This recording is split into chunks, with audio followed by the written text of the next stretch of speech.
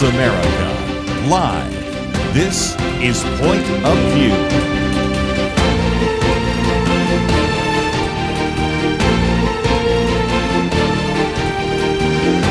And now, Kerby Anderson.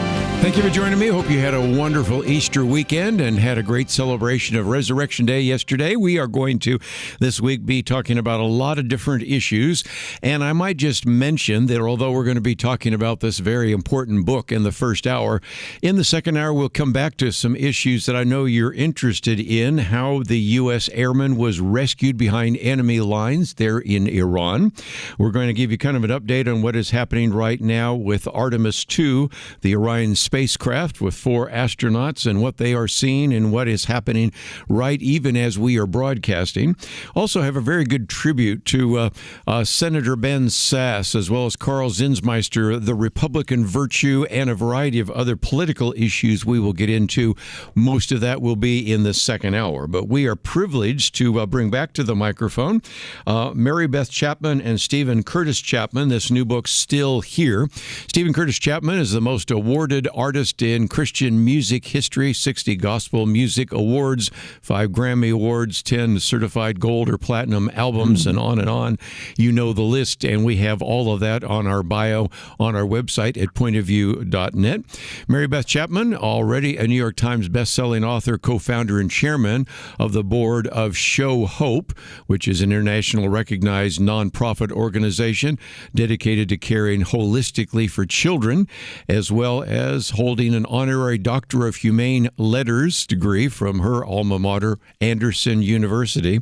This is a new book out. We have information about it. Of course, you can easily, I'm sure, find it in your local bookstore.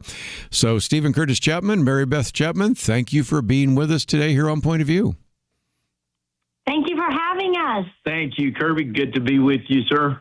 Always good to have you on the program. It's been a while, but a lot since we have about an hour to cover a fairly significant number of chapters, 10 chapters, especially since that first chapter, that could be the whole program, because you talk about how you met at Anderson University. Of course, we will no doubt talk about Maria. We're going to talk about certainly some other issues, not the least of which what happened during COVID and kind of rethinking the medical issues and a variety of others. So who wants to start us off? Because in some respects, your story is interesting, and it begins with Steve and Mary Beth at 60. Tell us more. Yeah. Yes, right. Well, the beginning of our story, Anderson College, a little school in just outside of Indianapolis, Indiana. I had never heard of Anderson. My wife had grown up in the Church of God of Anderson, which the denomination that sort of that school was, I guess, home base in some ways for. And I was on a little different trajectory. Was in a little school called Georgetown College in Kentucky, but Sure.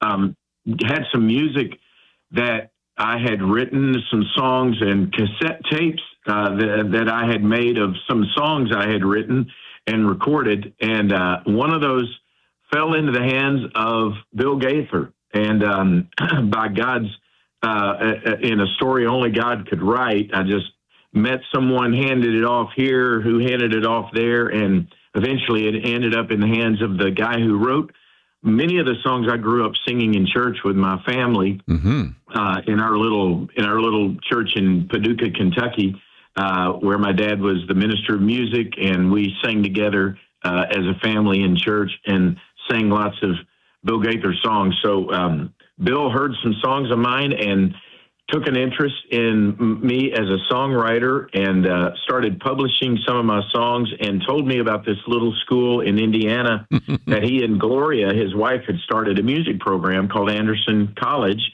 So I quickly transferred from a pre-med track, which I say all that because I wasn't really truly pre-med yet, but that was sort of the direction I thought I was headed. Yes. But really wanted to do music, and ended up at Anderson College in a music program there, where I would meet at my mailbox a young lady who shared the same last name. We were assigned to a mailbox. And that's how I would meet Mary Beth Chapman, that I would fall in love with and ask her if she would become Mary Beth Chapman, which she did in October of 1984. Right. So almost 2 years ago. I married the love of my life, who was not my cousin, even though we shared the same name as far as we could tell.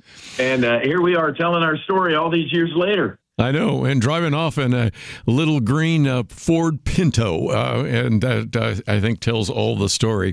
Mary Beth, I want to hear your side of it because, again, put a ring on it and get married October 13th, 1984, but I'm sure there's a little bit more to that story. Yeah, I was a freshman at Anderson, and Stephen was a third-year student, so junior. And I had gone early for freshman orientation, and Stephen and his college publicity band that they would play and do concerts for the college. A little band named Chapman Henderson was playing. It was during freshman orientation. I remember clearly seeing him stand up on stage. He had a green guitar and a free-flowing mullet hairstyle, and I remember seeing, but I had no idea that his name was Steve Chapman until later, I guess, in the concert. Then he said something, and I remember thinking, God, I think that might be the guy I'm sharing a mailbox with. And so we met in September. Eventually, we tell our kids that today it would be considered stalking, but back then, because there was no internet or computers or whatnot, he was fascinated with me, he says, and so he would figure out where I was at and come find me on campus, and thus began conversations and dates, and we were engaged by that next March and married by the next October, so it went very, very quickly.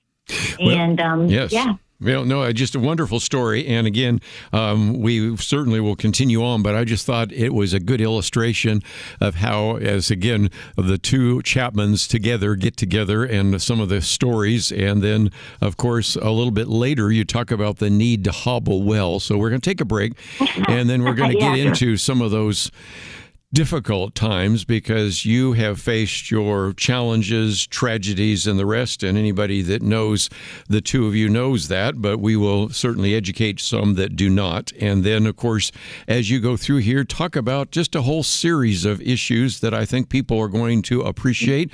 I think they can learn vicariously from some of the struggles that you've had and some of the issues that you are addressing as well.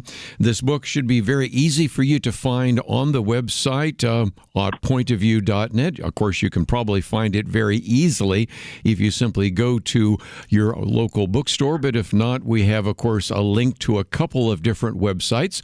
One, marybethchapman.com, is one that you can have access to.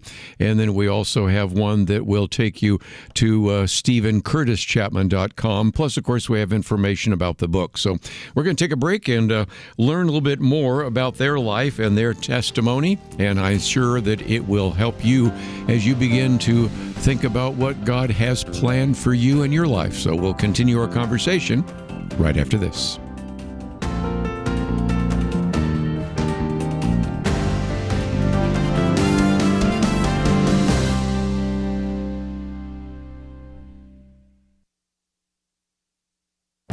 This is Viewpoints with Kerby Anderson. 2 years ago, I wrote about Päivi Räsänen, a member of the Finnish parliament who was on trial. At the time, I argued that it was really the Bible that was on trial.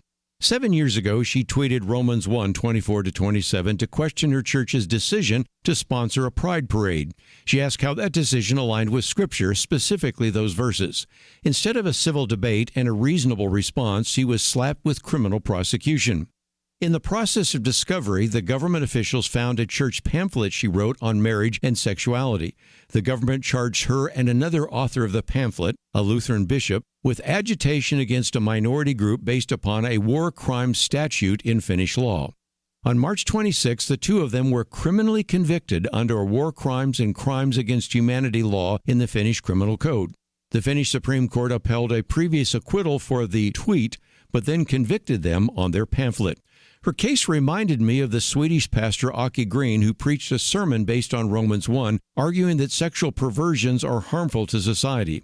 His case was prosecuted and convicted in the local courts. Eventually, his case went all the way to the Swedish Supreme Court. The justices ruled that he violated Swedish law, but that his freedom of religion was protected by the European Convention on Human Rights.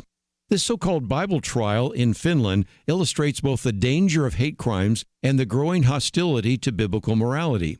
I believe the public reaction in that country will determine whether free speech and religious liberty will be allowed in this country and in other European countries. I'm Kerby Anderson, and that's my point of view.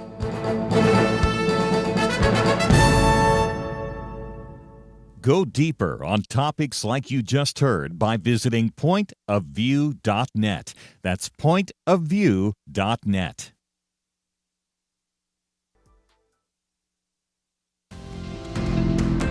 You're listening to Point of View, your listener-supported source for truth. Privileged to have with us today Mary Beth Chapman, Stephen Curtis Chapman, still here, Life Together on the Long Way Home.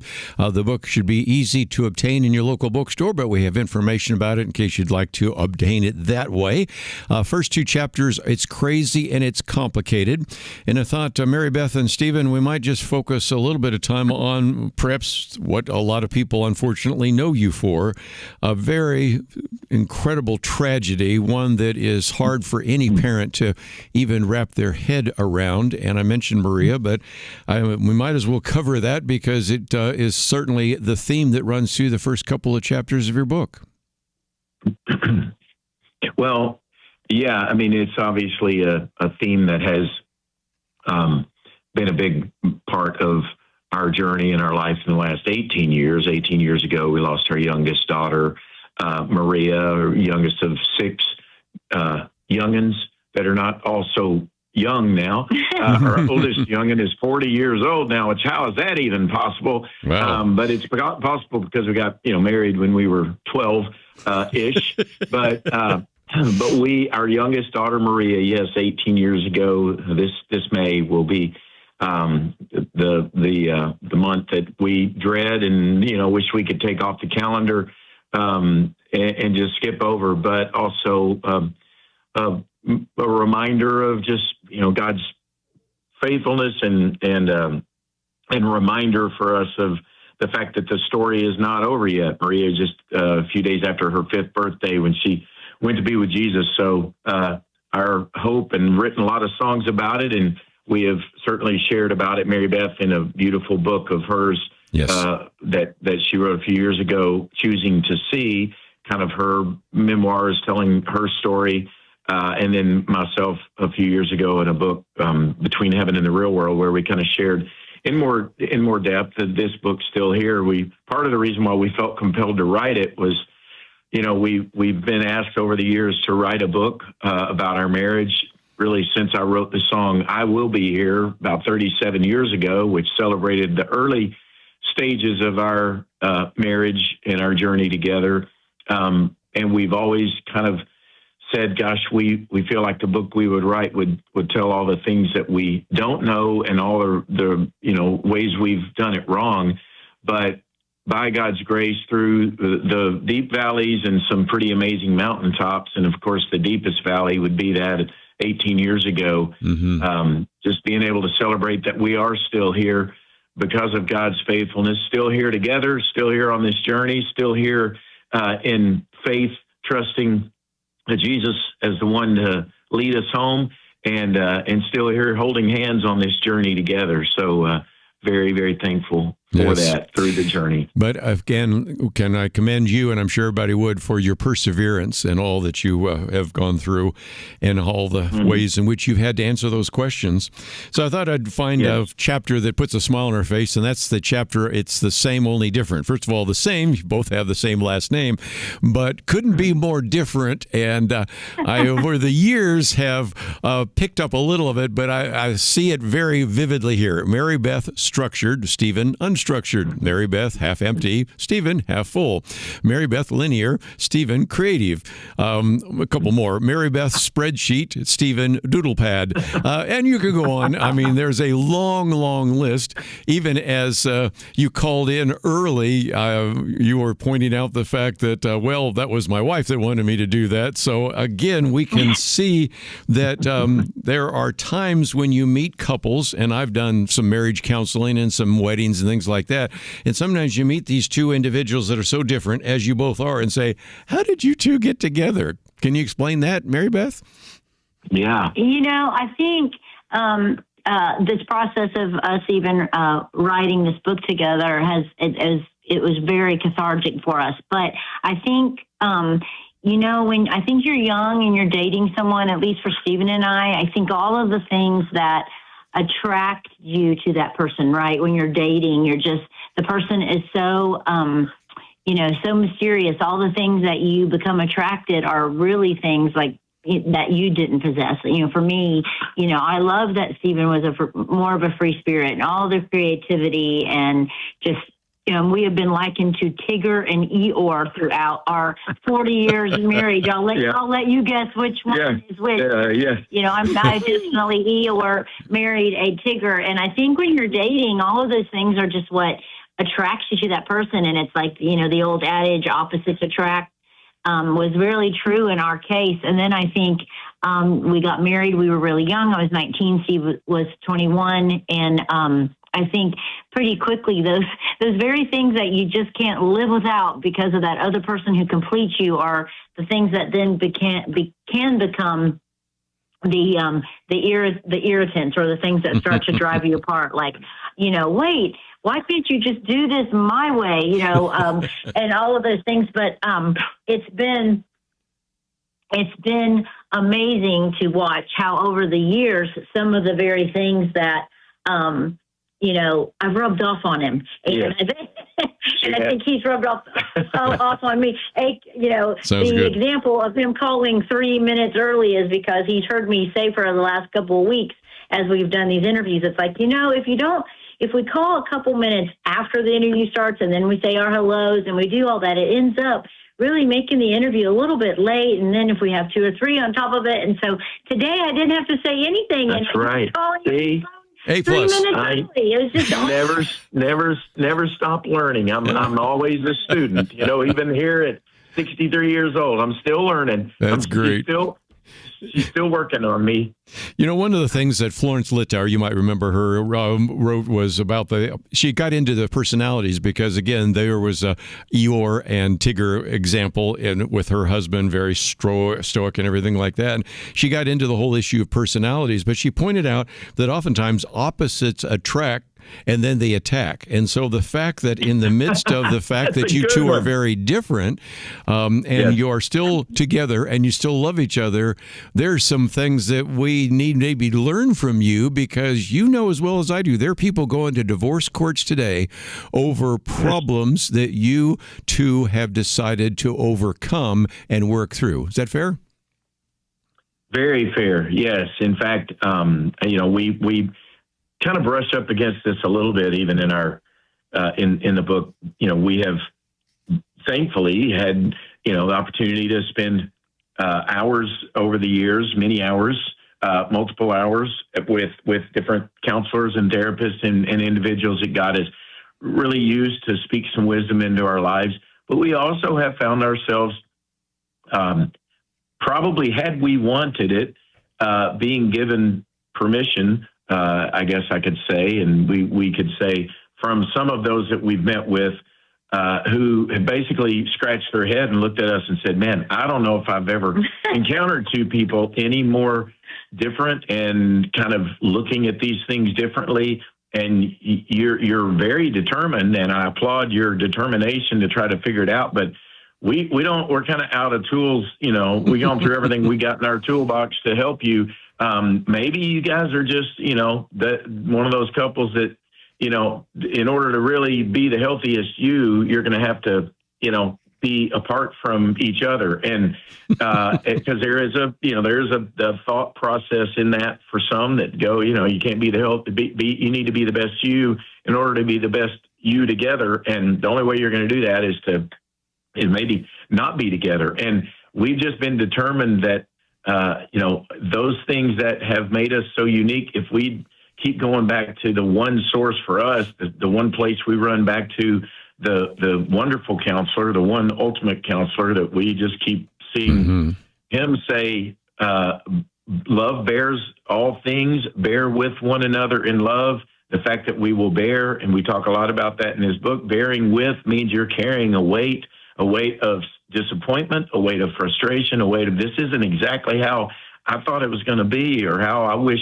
you were, or I wish I was. But can I keep loving you and moving towards that, trusting that if I've been invited into bearing with something that isn't the way ideally it should be, I will have to go to a source greater than myself, being God and the work of the Holy Spirit in me to give me the grace to keep doing that. And in that process, we're actually going to learn more about the most important thing in our lives, our relationship with Jesus. Yes.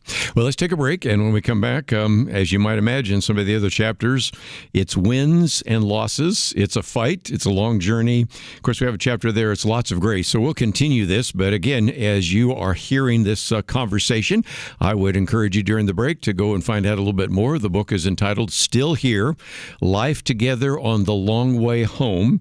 And again, we would encourage you as you go there to also check out both of their websites and other books that have been written in the past. But we'll continue our conversation with Mary Beth Chapman and Stephen Curtis Chapman right after this. Have you ever met a child you knew would do great things? They displayed remarkable imagination, understanding, and a zest for learning.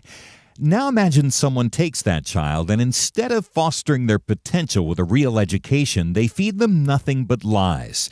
You know, that scenario isn't so far from reality. From a young age, Americans are fed a consistent stream of distorted facts, from the secular indoctrination they receive in many public schools, to the biases presented as fact in many colleges and universities, to the barrage of misinformation from the mainstream media and the lack of moral grounding in our society. It's not that Americans aren't capable of understanding the truth, it's that they aren't exposed to it enough.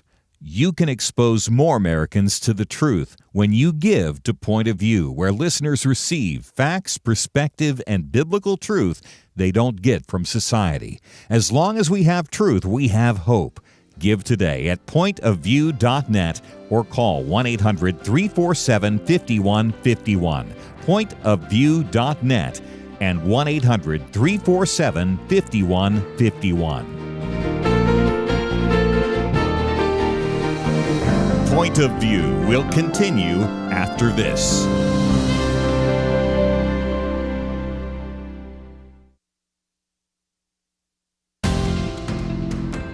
You are listening to Point of View. The opinions expressed on Point of View do not necessarily reflect the views of the management or staff of this station. And now, here again is Kerby Anderson. Privileged to have with us today Mary Beth Chapman and Stephen Curtis Chapman. Still Here, Life Together on the Long Way Home. If you are interested in this book, of course, we have information on our website. I'm sure you'll be able to find it in your local bookstore, but we've also made it possible for you to get it there as well. And since we were talking about the differences, same but different, gets us into a principle. And I think as we go through some of the rest of the book, these are principles that apply certainly if you're married, but even if you're single and are interacting with individuals. And one of those principles is losing to win.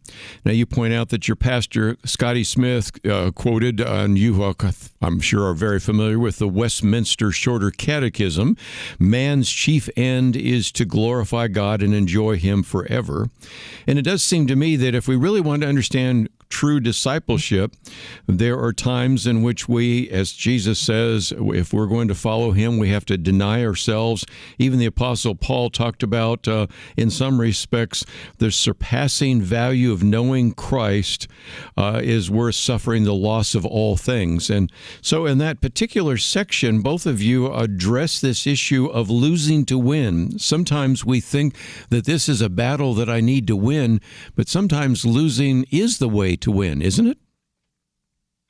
Well, I think, the whole idea of an upside down kingdom, that Of course. I've heard, and we've both heard, and obviously it looks good, much better on paper, but when it comes to real time, putting that into practice, that has been a 40, almost 2-year journey for both of us, and we're still in process, but it is so clear the way God has kind of designed the kingdom, his kingdom to work, and ultimately for us to work most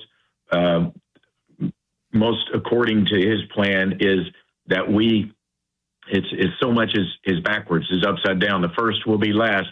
I am weak when I'm strongest, and in my weakness, his strength is made perfect. A lot of things I've written songs about over the years, you can hear in my lyrics even, and a lot of that has been in our relationship, learning those things, from our relationship, and in marriage, which is the great place for so many of these things to be put into real practice, is in our closest relationship with each other. And that has certainly been the case for us to continue to see. I mean, Jesus says, or scripture tells us, husbands, love your wives as Christ loved the church and gave himself up for it. There's so much throughout scripture of the way we're really going to win, as it were, is as we lose ourselves, lose our pride, our ego, and that's been an ongoing lesson for us. Mary Beth, I was just thinking about that idea. Of course, Stephen was talking about this idea in 2 Corinthians, the idea that God's strength is perfected in our weakness. I pray that oftentimes, even before I go and speak. I suspect many of you do the same before you sing, before you speak. And at some point, that really is a very important principle, sometimes to be willing to lose in order, if you will, to win. Yeah, I think it's super important. I think I think again, the crux of this book is, how do we, bear with one another in love? And it is right and good and of course necessary to, have tools put in your tool belt along the way and in relationships and marriage and stuff. But ultimately, if we're to, believe scripture and, hold fast to scripture, it is this idea of losing to win. It is not, we're just selfish. It's two sinners, being married. Obviously, there's going to be conflict and strife. And yet, if we, believe scripture to be true, which we do, we look at each other and we bear with one another and we lay ourselves down for, one another, and we consider the other more important than ourselves. And so really this, this book, could be written in one sentence, really. And it's been a learning process for sure. Yeah. Well, and even thinking about the as Mary Beth was talking, I was thinking about, the even the grain, as Jesus says, unless a kernel of wheat fall on the ground and die, it can't live. I mean, it's so throughout scripture. And if our relationship of marriage is what we believe it is, designed ultimately by God, and with the purpose of reflecting sort of our relationship with him, that marriage is the one that reflects that the most clearly, then certainly, if we understand that our hope and our life came through, we just celebrated it, Easter, yes. and this weekend, through the death of Jesus to give us the life that we have. And then it becomes, and this is really, we're getting way in over our heads, for me, for sure, theologically, but I do believe it and have experienced it in real time to be true, that we are invited, even into marriage, even in those hard places, to understand more deeply, to identify more deeply with Christ, with his yes. life of giving himself for us. And then we're invited into this, even this process of, learning the word patience, which is, what we're called to, is that word in its original form means to suffer long. Yes. There is a suffering in this process, but it's not a suffering unto just suffering for the sake of suffering, but it can be and is this remarkable sort of incredible, wondrous way of us being invited into even a deeper understanding of Christ's love for us. One of the other themes that really runs through your book, and I think Beth actually tipped it off, and you did as well, is that you spent some time talking about 1 Corinthians 13. Of course, that's a passage we hear so often at various weddings. Love is patient, love is kind, love is not rude, not self-seeking, not irritable. But going on to verse 7, love bears all things. You can compare that to Galatians 6, where it talks about we should bear one another's burdens. And the argument you make there is we should be willing to bear those things because, again, think of how Christ bore all things for us. And that, I think, brings us back to the fact that this isn't just something that I just got to endure.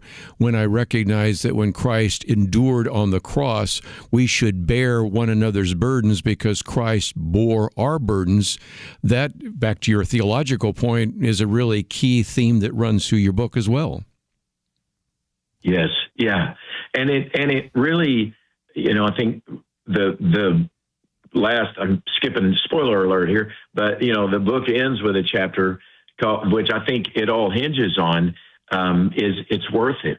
And if you look at for the joy set before him, Christ endured even the cross. But it was for this worth it goal ahead set before him. And as we're invited into, it's again so important to have that hope before us that this is really worth it. We're not just bearing with and just buckling down and white knuckling through this, because that's the right thing to do. But it is because there is an amazing, very precious gift on the other side of that, or as we walk through that journey that we get to experience. And then that's, again, part of why I think we felt released and wanting to write this book now, to say these are some of the ways that we have now, even short of the ultimate, celebration of that. But now we're getting to taste and see the goodness of the Lord, even here in the land of the living, even on our journey together. Let's take a break, and when we come back, we'll finish off with that because there's chapters on It's a Lot of Grace, It's a Wonder, and It's Worth It. But I thought for just a minute I might just mention how the book is put together, because obviously most people will probably want to read through this book individually, but I'm always aware that we have individuals that teach small groups or maybe marriage enrichment classes or things of that nature where this might be very helpful. And as I mentioned before, there are 10 chapters, but then in between, there are oftentimes a whole set of dialogues between Mary Beth and Stephen to give you a little bit of an idea of how they came to some of the conclusions they put on the page. As you might imagine, there's some lyrics and some poems and some other things that you might find helpful. So the way it's put together is one that you certainly could read through individually. But let me also suggest that if you are maybe wanting to educate others and encourage others in their marriage or in their relationships, there are just a lot of great themes and principles there. But when we come back from the break, we'll talk a little bit about grace, and then, of course, those last 2 chapters, It's a Wonder and It's Worth It. And if you find yourself saying, I wish I could hear a little bit more, well, that's why we are doing the interview, so that you would be encouraged to go and get a copy of the book. As I mentioned before, we have a link to both of their websites as well as information about the book. You can find that right now at our website, pointofview.net. We'll be right back.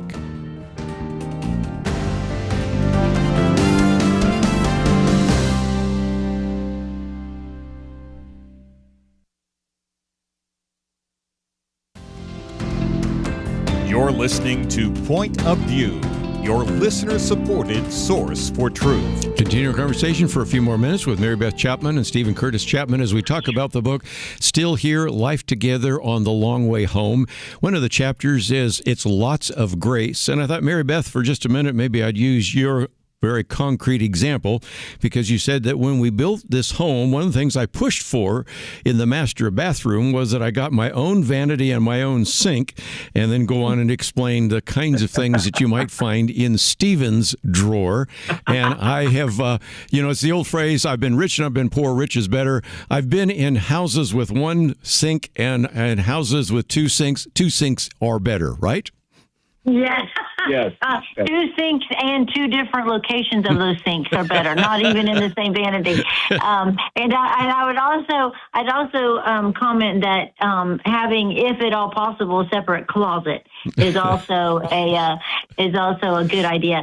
Yeah, we are just so essentially different, right? And so, you know what, we laugh and we cut up about it. And if I had to, I would be more than glad to share a vanity with my husband, but it would did in the early days. Oh yeah, the early days. Yeah, we shared the vanity, but yeah, just super different in the way we organize, the way we, on any given day, Stephen's got about 27 partially used tubes of toothpaste in his drawer with no organizational trays or anything. He just, just throws them in there and goes. But you might need them. And then his little hair gel that he uses, same thing. About 27 half-empty containers, and it's like I go all the way through one thing and then use the next, and then I go all the way through that and use the next. So it's, yes, we are very, very different. And that's part of the grace, isn't it, Stephen? Because in some respects, we recognize that there are battles worth fighting and other battles worth avoiding. Is that fair? Yeah, it is very fair. Yes, there are hills to die on, and then most hills are just hills, and they're certainly not worth. Wait a minute, I don't think this is one worth fighting over and fighting for, and we have not. Again, one of the things we've done pretty poorly over the years, I think we could both go back and go, there were a lot of those days, and still days that we can fuss over things that are just ridiculous, which is why we talk about it's a fight, because we're not just fighting each other. We're not fighting each other's natural tendencies. There is a very real, defeated, albeit, but very real foe against all things that reflect the beauty and of God's glory, and nothing does more than marriage and family. So it's going to be attacked, but realizing that we're not the enemy, that each other's not the enemy, but that does require a lot of grace, and you keep applying it. And thankfully, God's grace is always more than sufficient, and it is new. His mercies are new every morning. Mary Beth, one of the chapters, it's a wonder, and you talk about the fact that when you conduct interviews at Show Hope, you ask people, and I think it's a great question, I need to do this more often, who's been one of the major influences in your life? And you've asked individuals about that over the years, but that really kind of brings us back to the theme of the chapter, doesn't it?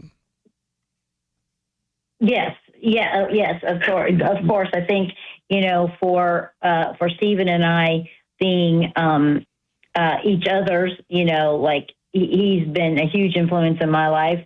My relationship with the Lord has been a huge, influence in my life. And I was still kind of thinking about the last question that you were talking about. Sure. When you're talking about the vanity issues and such, it's so interesting when you get married.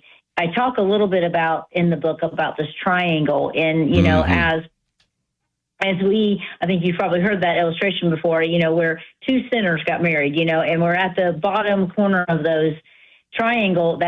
And as we, are growing in our relationship with the Lord, and as we're growing, towards God, we're actually growing towards each other as well. And some of those things that are essentially so different about Stephen and I become a little more, we become a little more like-minded, because, hopefully if we're doing anything right and focusing on our relationship with the Lord, then some of the things that were so irritatingly non-important at the beginning kind of fall off along the way. And it's interesting now, because some of the things that probably irritated me about Stephen are some of the things I do now. We've kind of swapped places on some of the things. Yes. Well, I only had a few minutes left, and Stephen, since you mentioned the last chapter, which I just think does remind us of why you wrote the book, you entitled it "It's Worth It," and it does seem to me that that's one of the reasons that you pulled some of this material together, because you wanted people to know that it was worth it for you, but you also wanted to pass on that persistence, that dedication, that grace, that faithfulness to others to apply in their own marriages. Absolutely. I think that's one of the things, honestly, that, again, thankful for the books that God has, put in our lives, and the counseling and the conferences and things. But we share pretty honestly in this book. A lot of times, we can't help but we write a book from our own experience, our own perspective. And even the experts, they will write, here are the things that, that we have learned. Here are kind of, some of the things that have been helpful in in our own experience or in the counseling. But we're all so unique, and that's it's a wonder, this thing that God has put two incredibly unique, like fingerprints. There's never been exactly the DNA of not only how you're wired, but just what's happened to you in your life, the good, the bad, the ugly, the ways that, you were loved well, the ways you weren't loved well, the hurts, the traumas, all of that, and then brings it together in this relationship.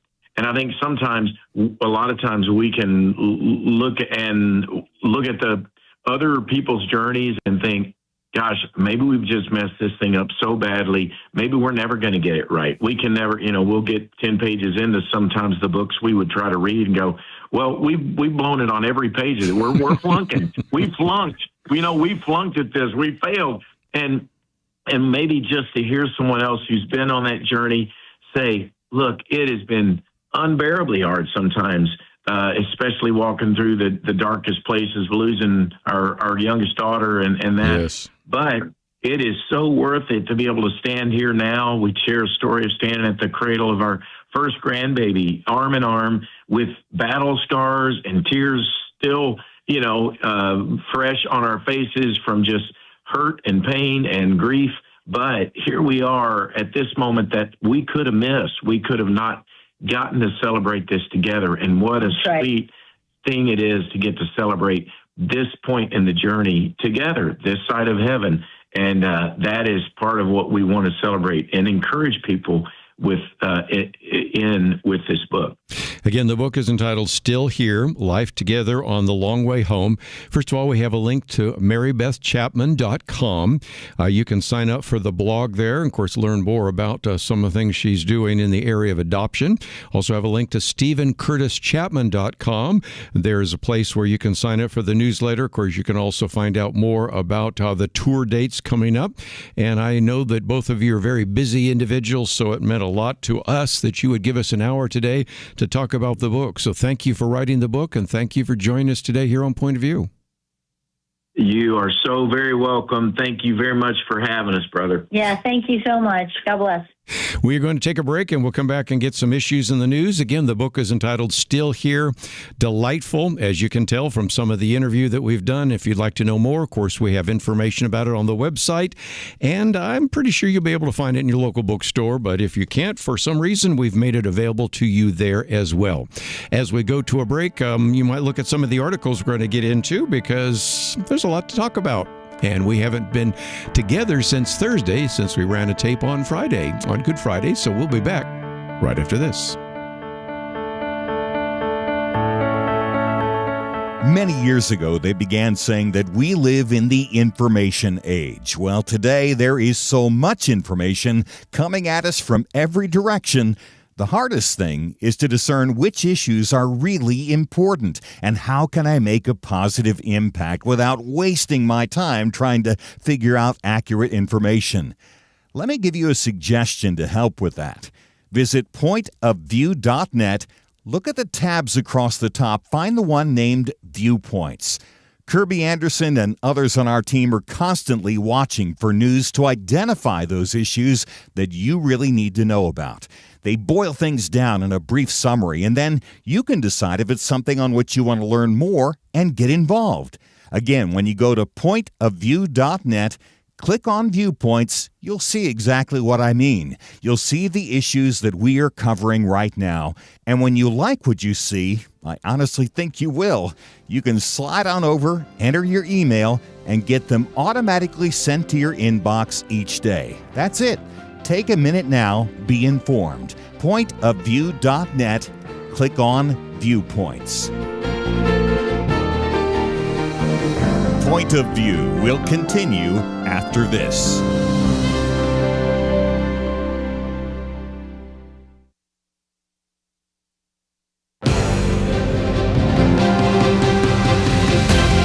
Across America, live, this is Point of View.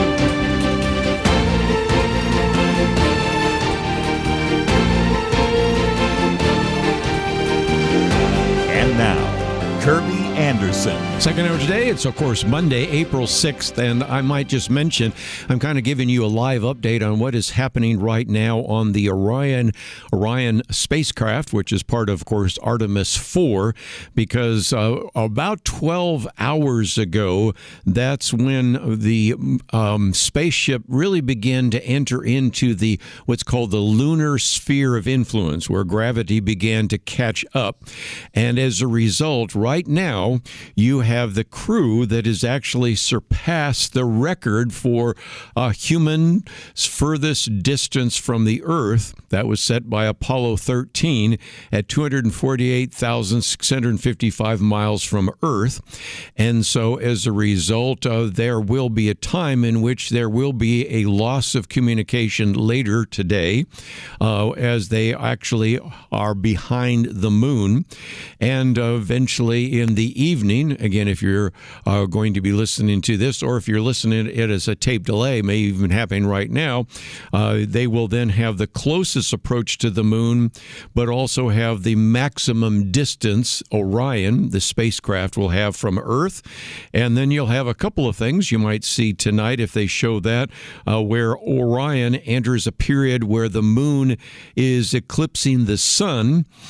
And so then you have kind of this lunar observation period, and then you have kind of a solar eclipse period concluding. So anyway, it's kind of interesting how this is all playing out right before us. And for those of you that have appreciated some of the coverage we've given to everything from Day 4 and astronomy and astrophysics and astrophotography, as well as Artemis 2, I thought we might give you a little bit of an update, and each day we'll give you a little bit more, but actually some of the most significant things are happening right about now. And if you are interested in that, there will be, sure, a number of different videos out there. Also, some good videos that I might recommend to you on YouTube on what is going to be the future. Okay, when we land there, what does Artemis 3 look like all the way to Artemis 17? That's right. They've already started figuring out what it would take to build a moon base there.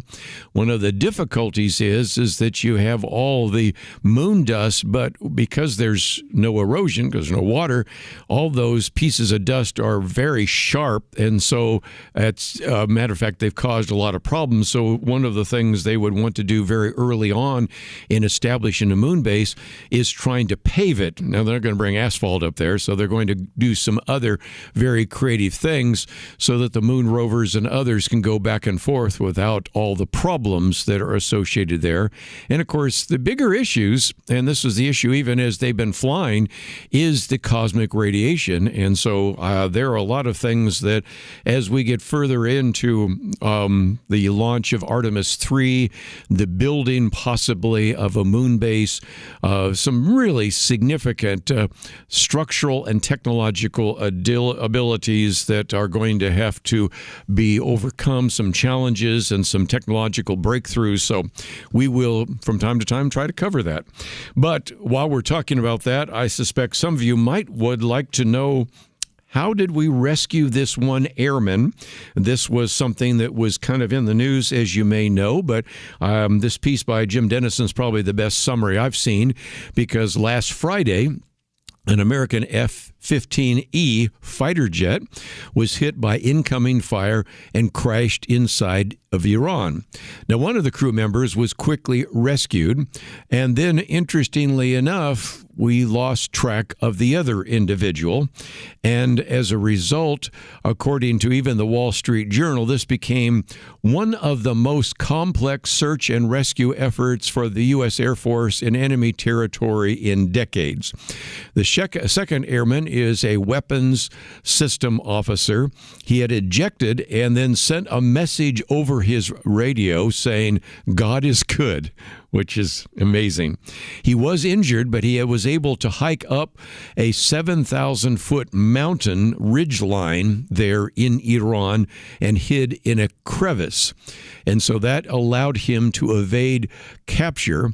I thought, it would have been fun to bring on Scott O'Grady. He's been on the program with us before. He's the one that ejected when they had the battles with Bosnia, remember, then Serbia.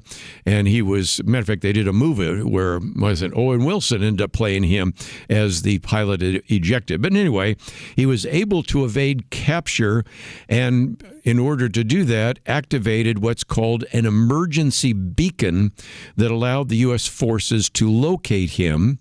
And so then what was happening on the other side, the Iranian officials issued a public plea for the locals to find him and offered a reward of $60,000, essentially, equivalent to like $1 million, if you will, to the United States.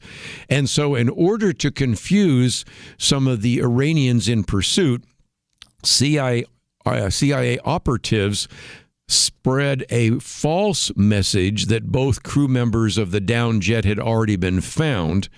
And also to protect him, the U.S. aircraft dropped bombs on convoys approaching the area where the airman was hiding. So if nothing else, of course, we then heard the announcement on Sunday. Matter of fact, we even announced it in our own church. President Trump announced that a highly respected colonel had been rescued and is safe. And, of course, we also have the president having given a message, which we'll talk about a little bit later. But I think one of the things that Jim Dennison did from there is he said, why did we go to so much to rescue one individual, which I think, again, illustrates the fact that we as Americans and as Christians value life. He gives some examples, and I did not know this, that some of these Russian soldiers on the front lines have to bribe their officers to avoid being shot by drones or other soldiers or things of that nature. Of course, we had Gary Bauer on a while back talking about how when you have the war between Iraq and Iran, in order to clear the minefields, just march soldiers and even children across those fields in order to basically clear those minefields. And even then, you've had some of these suicide attacks and a variety of other issues. And it just illustrates again that even though we've had some very sad loss of life of individuals who were not military, that was not our intent, but it was our intent to try to take out the military. And, of course, we'll have these ongoing discussions and debates about how the war was conducted. But nevertheless, I thought you might want to know a little bit more about how an airman who was ejected and then trying to evade capture was eventually rescued behind enemy lines in Iran. And that is an incredible story, which, again, you can read about in a variety of different ways. But we come back from the break, thought we'd get into a couple of very important issues, one of which I think relates very well to this ongoing debate about the so-called SAVE Act. And then we'll get into now the possibility that Democrats will control the House, and maybe what would it be like if they control all three branches of government. We'll get into that from a very good piece by Joe Concha. Then we'll talk about Republican virtue. Thought it would be good to learn from some of the individuals that have served in office in the past with distinction. So a lot to cover. We'll be back right after this.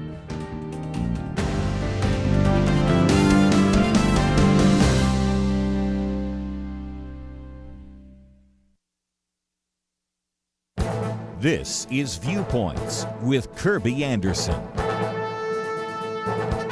2 years ago, I wrote about Päivi Räsänen, a member of the Finnish parliament who was on trial. At the time, I argued that it was really the Bible that was on trial. 7 years ago, she tweeted Romans 1:24-27 to question her church's decision to sponsor a pride parade. She asked how that decision aligned with Scripture, specifically those verses. Instead of a civil debate and a reasonable response, she was slapped with criminal prosecution. In the process of discovery, the government officials found a church pamphlet she wrote on marriage and sexuality. The government charged her and another author of the pamphlet, a Lutheran bishop, with agitation against a minority group based upon a war crimes statute in Finnish law. On March 26, the two of them were criminally convicted under a war crimes and crimes against humanity law in the Finnish criminal code. The Finnish Supreme Court upheld a previous acquittal for the tweet, but then convicted them on their pamphlet.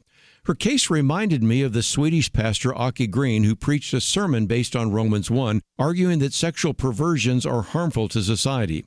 His case was prosecuted and convicted in the local courts. Eventually, his case went all the way to the Swedish Supreme Court. The justices ruled that he violated Swedish law, but that his freedom of religion was protected by the European Convention on Human Rights.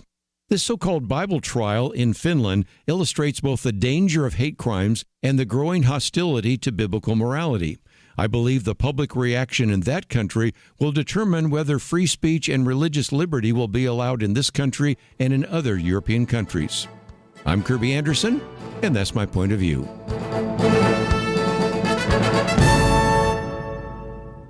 Go deeper on topics like you just heard by visiting pointofview.net. That's pointofview.net.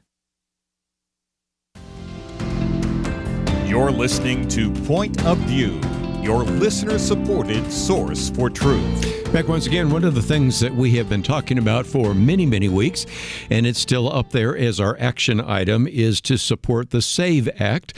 And as we've pointed out before, the SAVE Act is standing for Safeguarding American Voter Eligibility Act.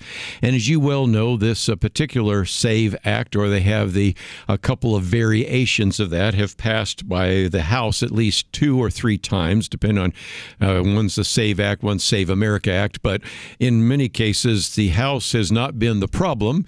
You've been able to get the requisite number of votes there, but because we have, of course, the filibuster in the Senate, it has not passed the Senate. Now, the argument against it has always been one of 2 arguments. Either you're trying to propose a solution for which there is no problem, or you're proposing this because you're engaged in voter suppression. I think you can eliminate both of those, but from time to time, I always like to, if nothing else, give you an example in case you want to use it to talk to an elected official on why we think that there is a problem. And so this piece that we've posted here for you to read by Alicia Finley is entitled Voting in California. All in favor say ARF.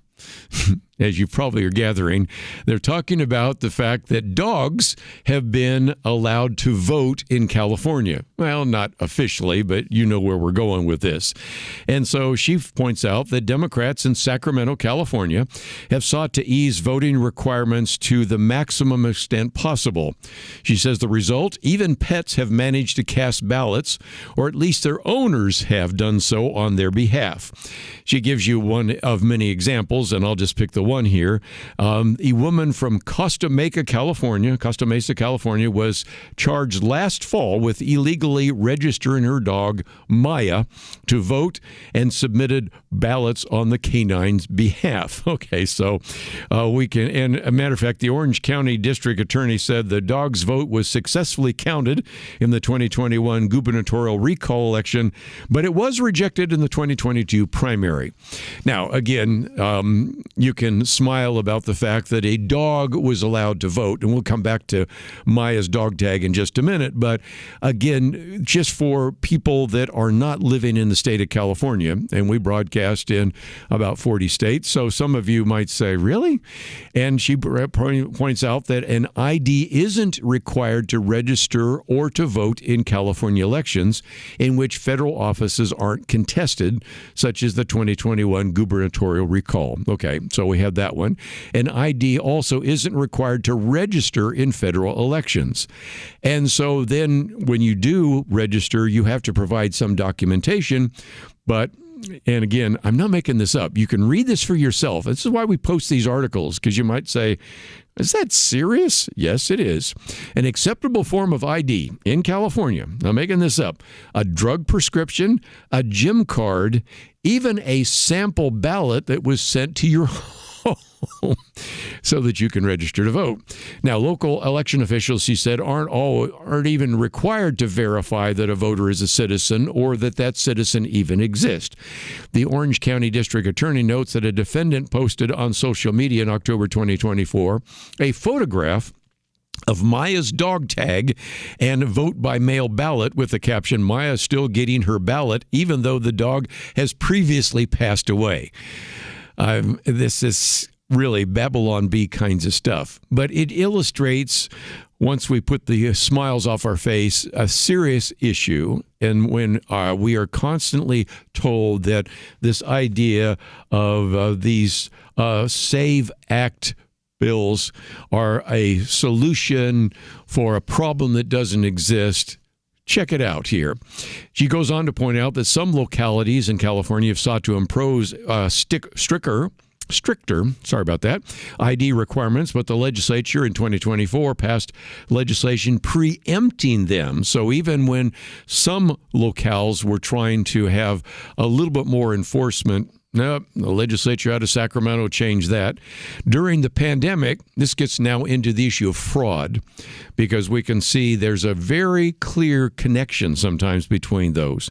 During the pandemic, the state paid an estimated $30 billion in fraudulent unemployment claims, including to state prisoners and criminals who used patently false identities, such as, are you ready for these? Senator Dianne Feinstein and Mr. Poopy Pants. I'm not making that up either. And then, of course, we've been following some of the fraud right now with these hospice companies, in particular Los Angeles, which increased by 1,500% since 2010, with 89 different individuals registered in a single building. Do we have a problem? Yes, because it's not just that people are being allowed to vote that shouldn't, but people are getting money and getting funds, state funds, federal funds, because they're engaged in fraud. And though she goes on to say the potential for fraud in California is compounded by laws that let people register on Election Day. And if you register on Election Day, well, you're given a provisional ballot, which they, quite frankly, she doesn't say here, but only are counted if their election is close. But nevertheless, it illustrates the point. So then, here's another problem. A reader in Los Angeles sent me a photo of 2 ballots he received for last November's special election on a referendum to redraw the state's House map. How many other Californians receive more than 1 ballot? Who knows? And do Democrats care? And the goal is to basically make it easier, as she says, for union and left-wing groups to turn out low-propensity Democratic voters. And, of course, you can recognize that there have been some attempts to provide stricter enforcement. She goes into some of that and then points out that, interestingly enough, such requirements that are being proposed right now are less onerous than President Trump's SAVE Act, which would require a proof of citizenship to register and a photo ID to vote. But interesting enough, she goes on to point out that even liberal Christians, even liberal Californians support what are called ballot integrity rules in principle. A particular poll that came out in May last year found that 71% of voters, including 59% of Democrats, support requiring a proof of citizenship when registering to vote for the first time. And nevertheless, she goes on to say that yet Democrats are seeking to undermine the ballot initiative with legislation that would allow voters to challenge election rules by alleging that they are, in some respects, engaged in voter suppression. So the point she makes, and this is a good setup for what we're going to talk about after the break, watch out, because if the Democrats that are running for office now gain complete control of Washington, D.C., they will try to impose California-style lax election rules nationwide with the goal of cementing their power. So anyway, this piece, voting in California, all in favor say ARF, is just a reminder that once you start seeing that you have dogs that have been allowed to vote, when you have examples of individuals that are receiving more than one ballot in the mail, when you, of course, have vote by mail, when you have individuals that can actually, as third parties, pick up ballots and then turn those in, you have the potential for a great deal of election fraud. As we've documented before, in some cases, it may not matter in terms of the election outcome, but when we have very close elections, many of these elections at local and even statewide office are very close. And so when you allow people who should not be allowed to vote to go out and vote, that, in a sense, disenfranchises your vote in that election. And when we've had some very close, even national elections, some Senate elections and even presidential elections, you can see that just simply saying, well, sometimes we can't deal with voter fraud. I come back to my favorite question. Well, how much voter fraud do you think is acceptable? There's almost a complete agreement now, and we've talked about this before in one of the pieces by Kevin McCarthy. Kevin McCarthy, I think was talking about this, that indeed we are even seeing individuals saying, yeah, we have some voter fraud, but it's not affecting elections. Well, now we're already at least past to no longer there's no voter fraud. Well, there's some, but we can really deal with it easily and in some of the localities. But we can see, as Alicia Finley has pointed out, that even in the state of California, there are some very questionable practices, and the push has been to try to make even more of that available to other states, especially if indeed these people are elected to the House of Representatives. We'll talk about some of that right after this.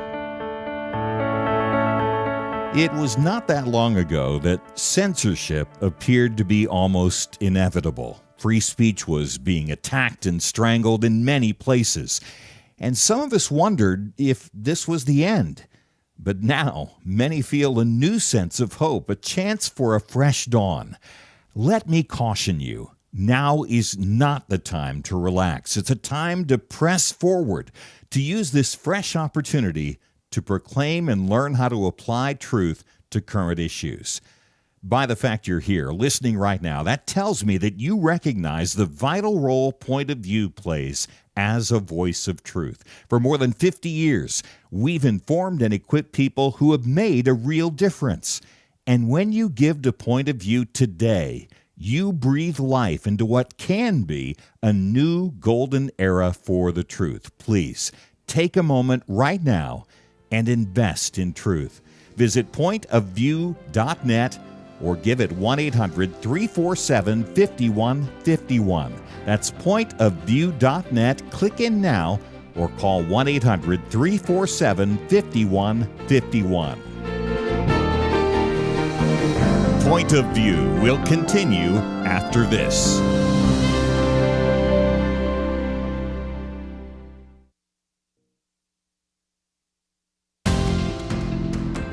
You are listening to Point of View.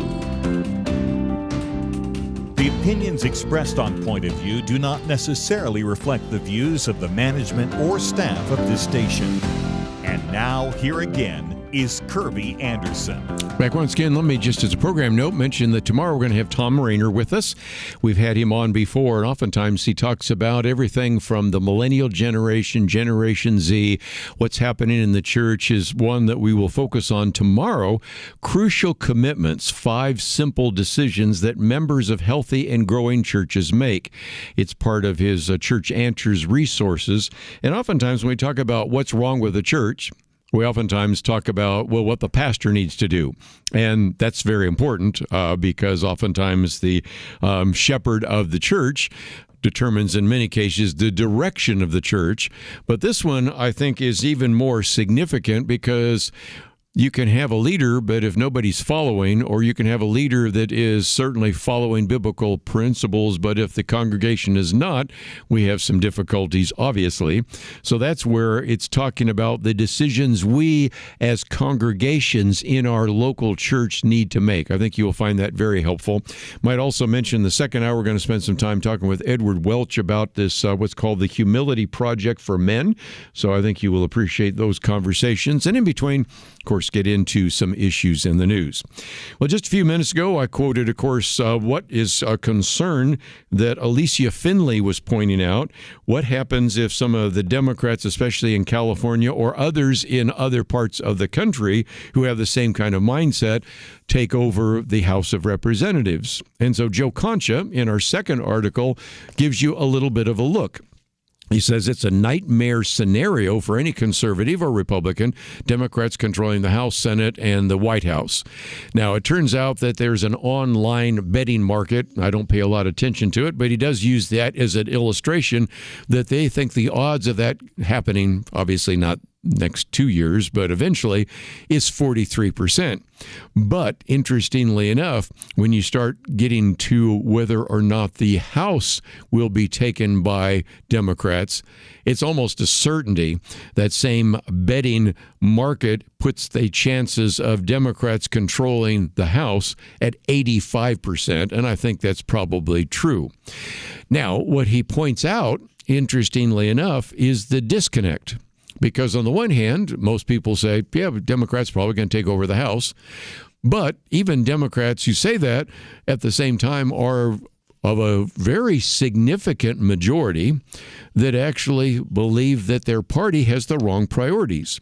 One of the surveys comes from CNN, so you know it certainly is not biased towards anything other, if it's biased at all, towards Democrats, but a whopping 74%, 3/4 of Democrats, say that Democrats in the House really have the wrong particular priorities, and that's 74% of everyone, and then 54% of Democrats and Democratic leading independents have. So it's a majority of Democrats and an even larger majority of non-Democrats, because you get up to 74% of Americans.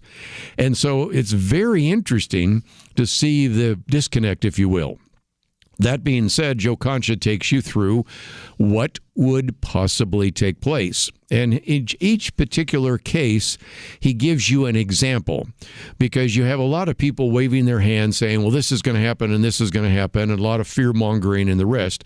But he says, first of all, let's start with a basic. That is, in the United States Senate, we just talked about that a minute ago with the SAVE Act, there is no longer a Senator Joe Manchin or a Senator Kristen Sinema.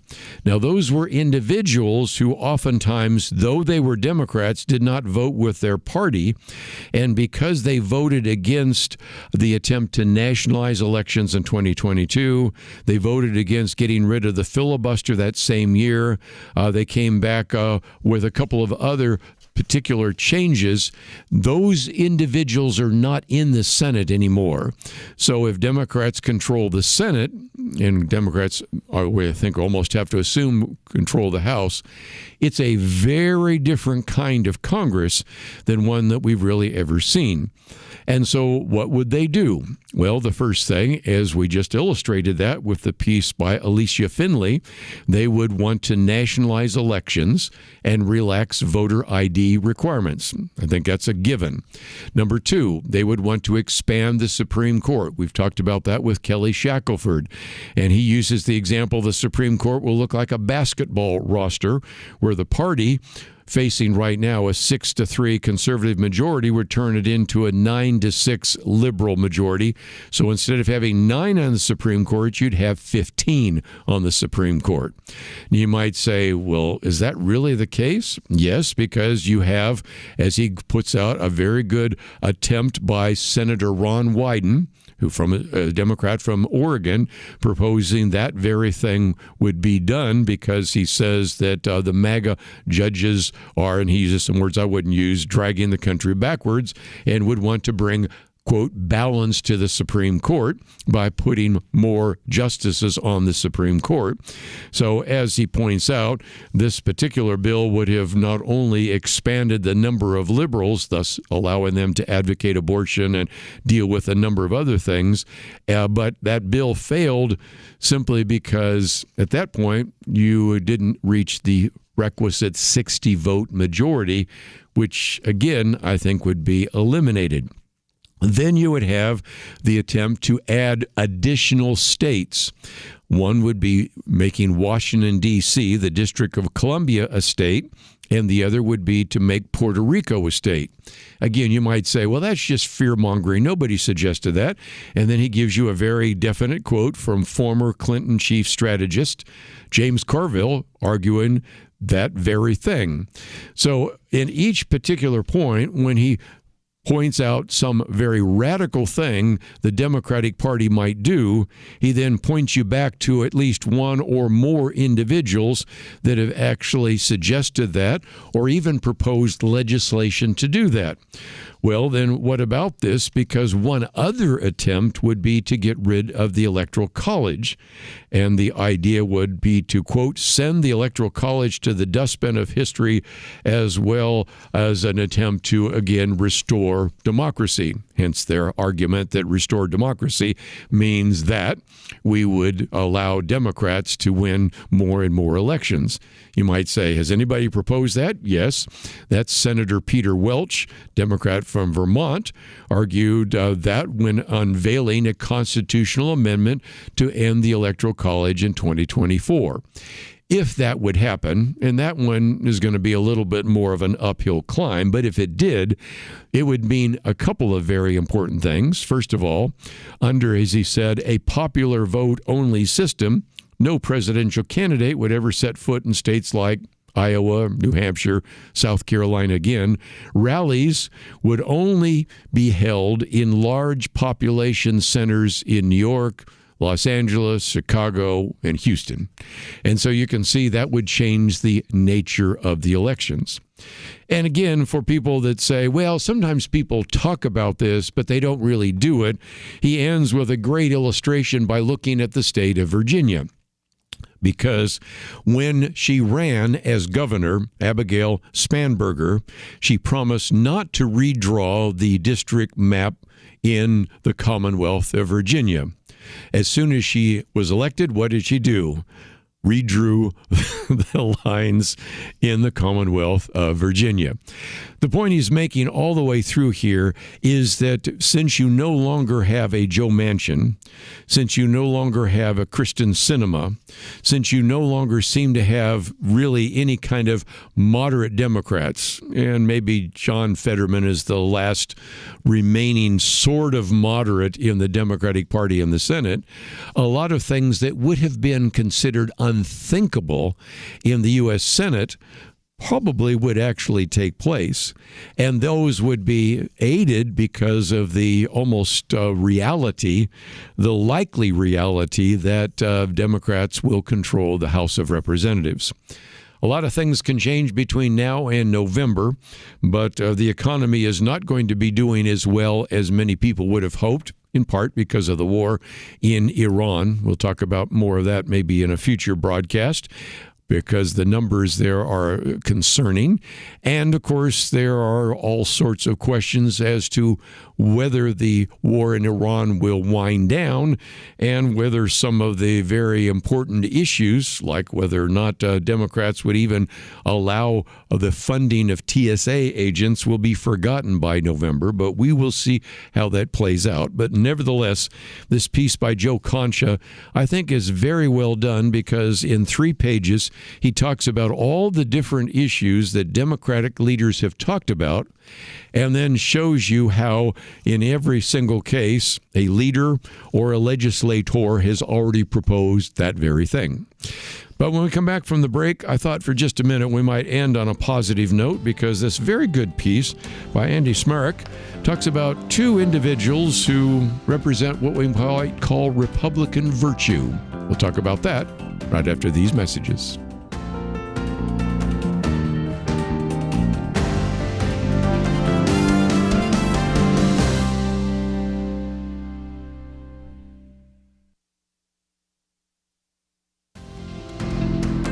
You're listening to Point of View, your listener-supported source for truth. Back for a few more minutes. Let me just mention that also later in the week, I believe it's on Wednesday, we have Matthew Spalding.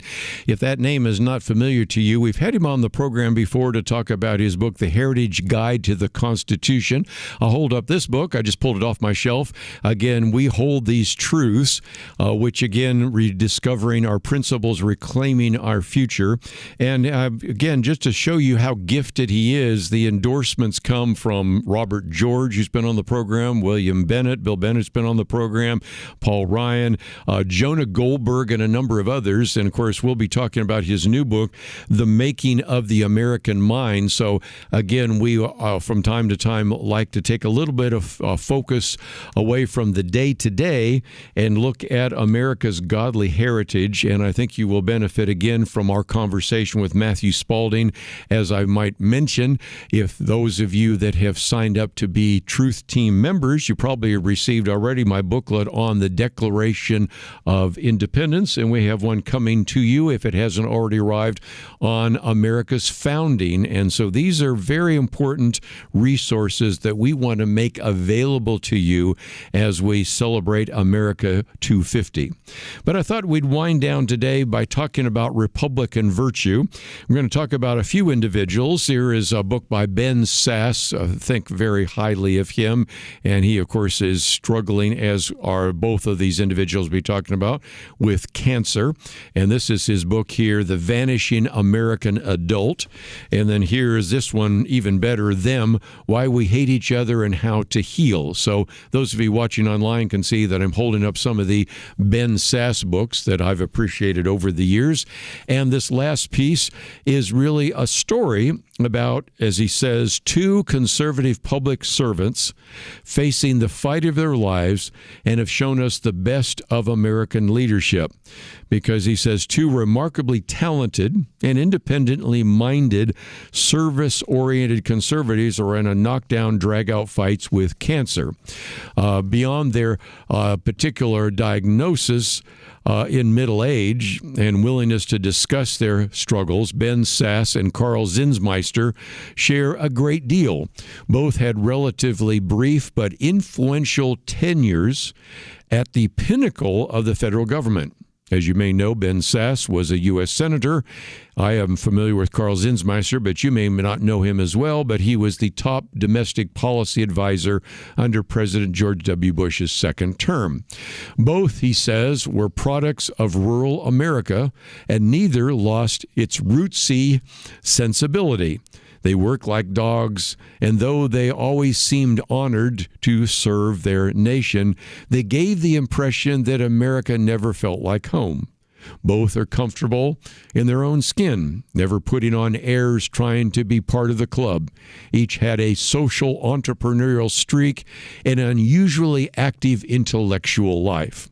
If both of these leaders like these were in charge of public institutions today, the author, Andy Smarrick, points out, perhaps we would have had a more conservative governing agenda than what we have sometimes in this particular situation which we find ourselves. So let me tell you the story real quickly. Ben Sass' story, pretty well known, but if you're not familiar with him, raised in Nebraska, the son of a wrestling and football coach. He actually spent his summers detasseling corn. And if you've ever done that, you know that's tedious, to put it mildly, and very, very hard work. Ivy educated, first heard about him because he was the roommate of the son of one of my colleagues when he was at Harvard, then went on to Oxford. Ernest became a professor and then worked in elite management consulting before then he was the president of a small, struggling college in his hometown. Then when he actually decided to run, we did an interview with him. That was in a previous studios. That goes back many, many years. But again, I was able to then run for Senate in 2014 and, of course, voted as a conservative, but also distinguished himself through his work on the Judiciary Committee and on the Intelligence Committee, and a willingness from time to time to buck President Donald Trump. Wrote 2 books while in office. Here they are, just showed them to you a minute ago, and left the U.S. Senate to become president of the University of Florida, and, of course, illustrating again that politics and public policy are not everything. It's always had this intellectual bent, and it has been a loss to the U.S. Senate. It's been a loss to the University of Florida. And it's going to be a loss to humanity, I suspect, when we lose him. Carl Zinsmaster, if you're not familiar, was White House Domestic Policy Counsel. He was, as the author says, a shoe leather think tanker, editor and journalist by trade.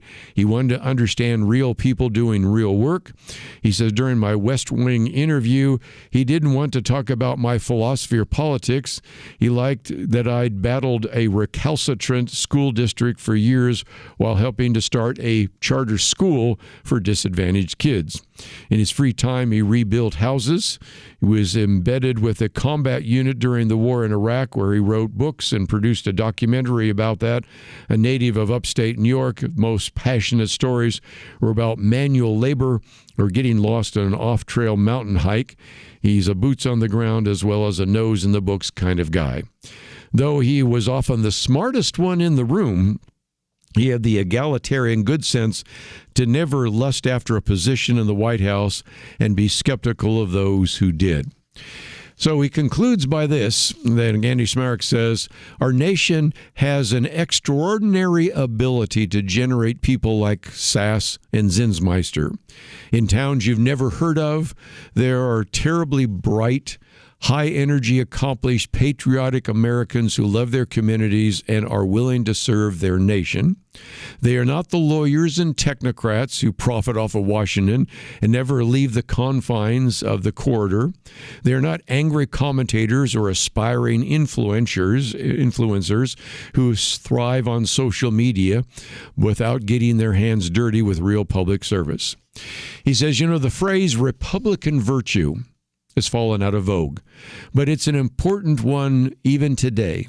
We need people to think about the public good instead of private gain, to work quietly in public capacities, not shout for attention, to act in terms of duties instead of rights.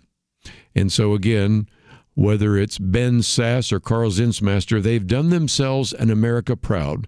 They are highly talented, decent, patriotic citizens with full lives who dedicated a chapter to the nation's business and then returned to other honorable pursuits. May they find strength and peace in their fights, and may we find more like them. If you would like to read the whole piece, I've given you a brief summary of it, but again, it has the picture of these 2 individuals, Sass, Zinsmeister, and Republican virtue. We need more like them. We don't need politicians as much as we need statesmen. And so I think it is an important illustration of the kind of people that do engage in public service because they're public servants. What a concept. But nevertheless, I just wanted to end with that. And when we get back tomorrow, as you might have noticed, if you looked through the list, one of the articles I didn't get to, but that's okay. There's always tomorrow as we talk with some of our guests. It's going to be a good week, and I hope that you will join us every single day here on Point of View. As always, want to thank Megan for help engineering the program. Steve, thank you for producing the program. Let me point you to the website so that you can find out more about Mary Beth Chapman and Stephen Curtis Chapman and their book Still Here. You can find many of these articles. My Viewpoints commentary today is about a member of the Finnish Parliament we talked about last week with Lathan Watts and the need for us to have free speech. Lots that we can cover. We'll have to cover the rest of it tomorrow right here on Point of View. The Bible tells us not to worry. And yet, there is a lot of worrying stuff in our world today. Thankfully, the Bible doesn't stop at telling us not to worry. God gives us a next step. He says we need to pray. But sometimes, even knowing what to pray can be difficult.